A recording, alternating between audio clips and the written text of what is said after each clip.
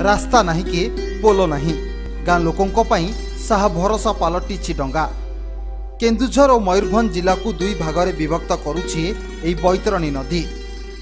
दुई जिलार हजार हजार लोके एई नदी उपरे निर्भर करिथांती। प्रत्येक दिन एई डंगारे यातायात करिथांती यात्री।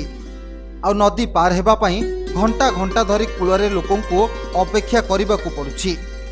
नदी रे गोटिए डंगा थिबारु अति विपद संकुल अवस्था रे यातायात करुछंती गाँ लोके। केतेबेले जे केउ अघटन घटिबो ता किए बा कहिबो। वर्षा दिनर कथा तो न कहिबा भल।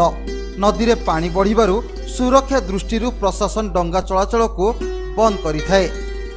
एभली स्थिति रे नीरव द्रष्टा साजिछि जिला प्रशासन, जहाकु नै नाही नथिबा असुविधार सम्मुखीन हेउचंती जिल्लावासी।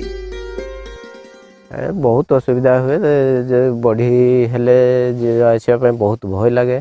छुआ पिला धरिकी आसला बेलू टे अड़ुआ हो जाए।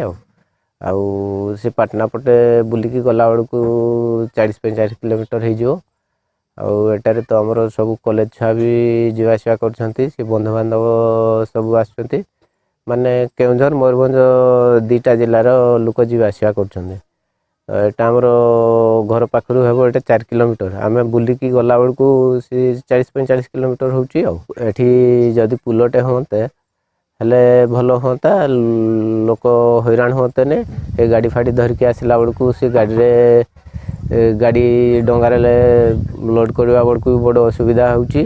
केतबेले कि असुविधा हो सेटा भी कही हबनी। एठी गोटे पोलो गले भल होता। एठी सबुदिन जीवा आसवा होची।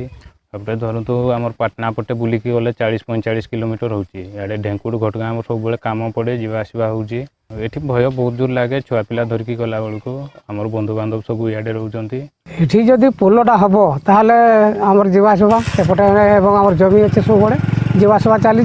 पाटना बाट दिगर गला बेलू से 40-45 किलोमीटर बड़ा सेठी गला बेलू केते रास्ता हो 70-80 किलोमीटर हो जाऊँगी से काड़ी गाई पहुँचला बेलू। एठू हेले 15-20 मीटर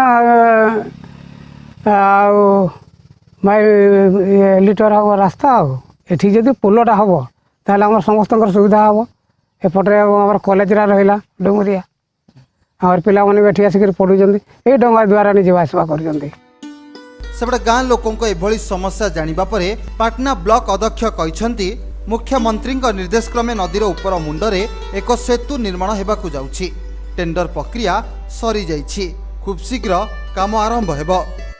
माननीय मुख्यमंत्री को तो नवीन पट्टनायक मु धन्यवाद देवी।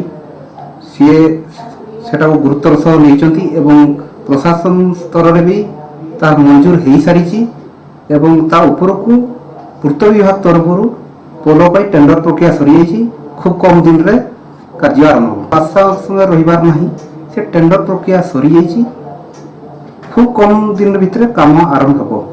तबे वर्ष वर्ष धरी लोकों पाई डंगा साहा भरोसा पलटि थिबा बेले पोलोटी निर्माण हेले दुई जिला मध्य देखा देइतिबा समस्यार समाधान होई परिबो। केन्दुझरु अभिमन्यु राउत को रिपोर्ट, हेडलाइन्स ओडिशा।